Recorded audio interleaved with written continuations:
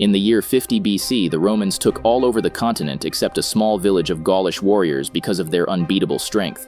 Their powers are the result of a magic potion prepared by their druid. Now it's time to teach the recipe to a new druid, but it's not an easy decision. On a bright morning in the Gaulish village, Gittafix, the wise druid, is trying to save a baby bird. Gittafix successfully rescues the bird, but in this attempt, he falls down from the tree. Two Gaulish warriors, Astérix and Obelix, were hunting boars nearby. Astérix notices Gittafix lying on the ground and rushes to check on him. Gittafix refuses to accept that he fell and says that he is just meditating. Despite his protest, Astérix and Obelix carry him back to his house. Astérix asks where he is injured, but Gittafix still says he didn't fall because druids never fall or even stumble. Saying this, he locks himself in his house. Astérix gets angry and breaks into the house along with the village chief Overpowered. Gittafix finally reveals that he fell from a tree and broke his ankle. He never thought this would ever happen. His strength is fading away, which is a sign that he is growing old. Gittafix also claims to see the heavens calling him, but before dying, he must take an important decision.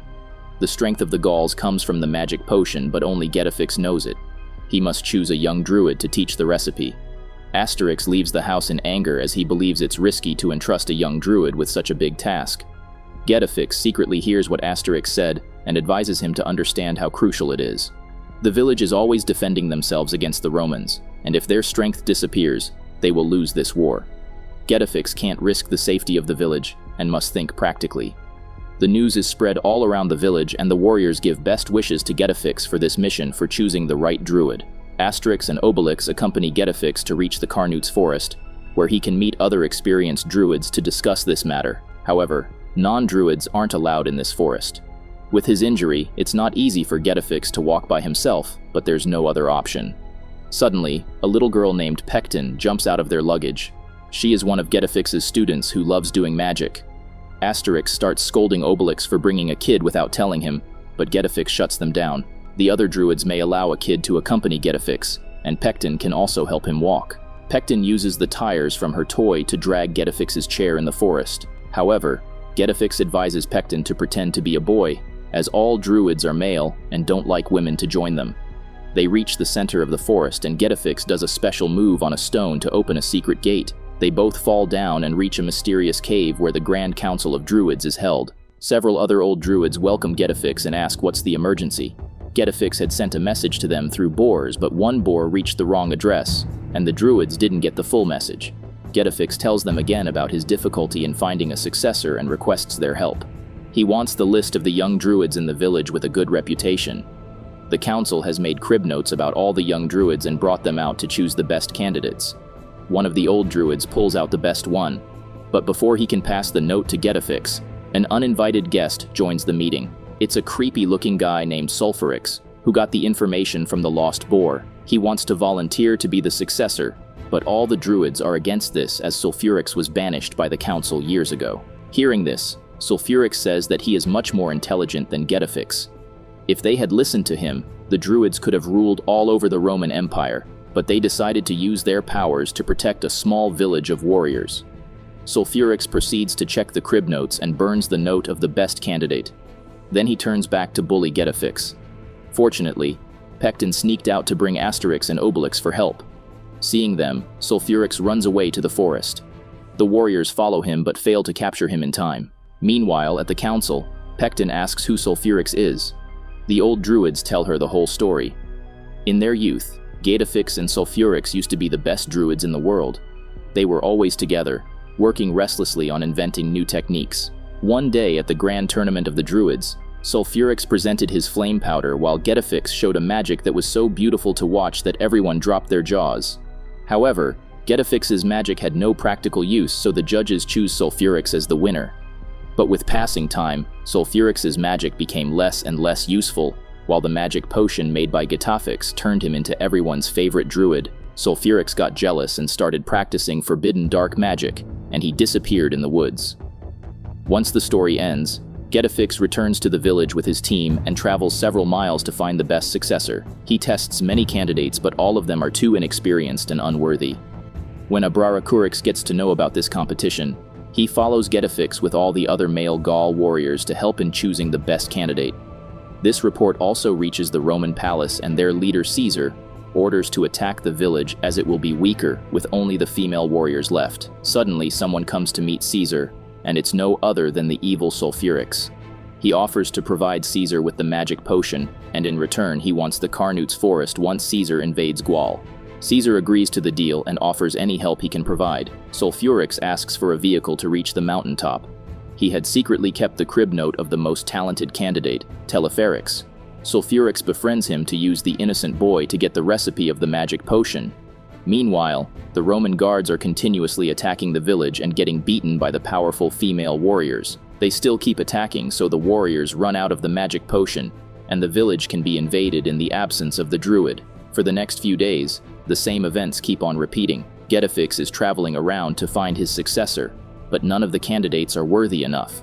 Sulfurix is teaching Teleferix new techniques so he can impress Getafix and get the recipe of magic potion, while at the village, the female warriors are continuously consuming the magic potion to fight the Roman soldiers. Getafix is getting tired of the long journey. It stops at an old friend's residence. The host treats them with respect and provides them with a heart-filling dinner. After eating, Getafix asks for the candidate. A young druid steps forward with elegance and prepares his magic potion with a professional attitude. Everyone is looking at the druid with excitement, but he also turns out to be as useless as all the previous candidates. Meanwhile, Teleferix is working day and night and masters the magic trick to separate berries. He wants to show this trick to Getafix, but Sulfurix suggests that he does the lovely fire butterflies. Teleferix doesn't want to do useless magic that belongs to Sulfurix.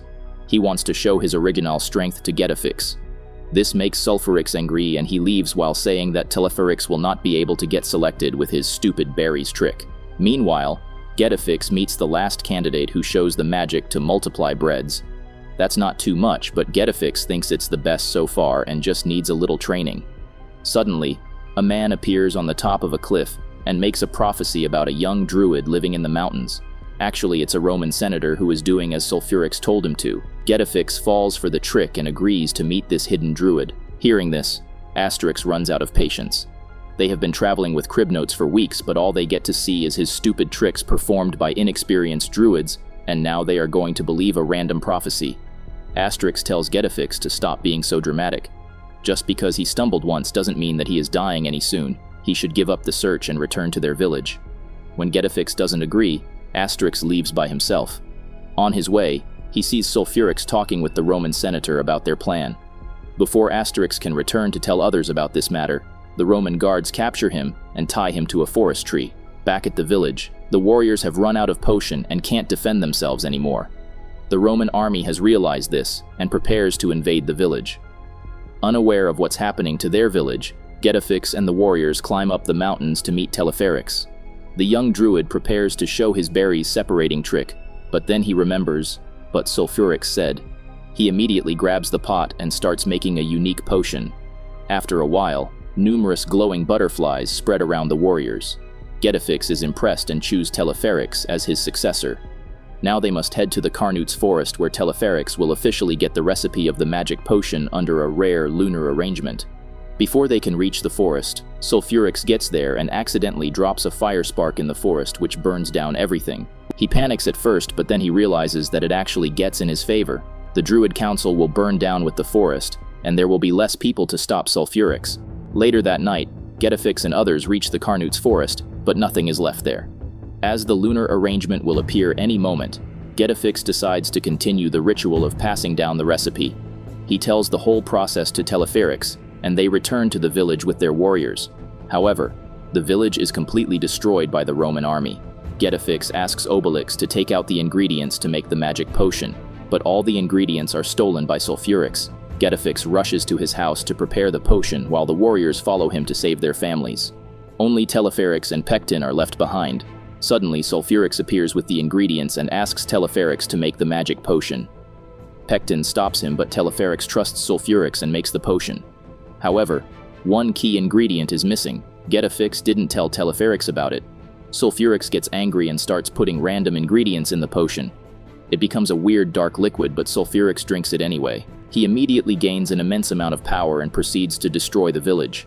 Meanwhile, Getafix has reached his house but gets shocked to see all the old druids. They came here to take shelter after the forest was burned down. The old druids have consumed all the ingredients to make random potions. There's no hope left for the Gauls. Everyone starts running away to save their lives. Getafix also tries to escape and encounters Pectin on the way. She has brought the leftover ingredients.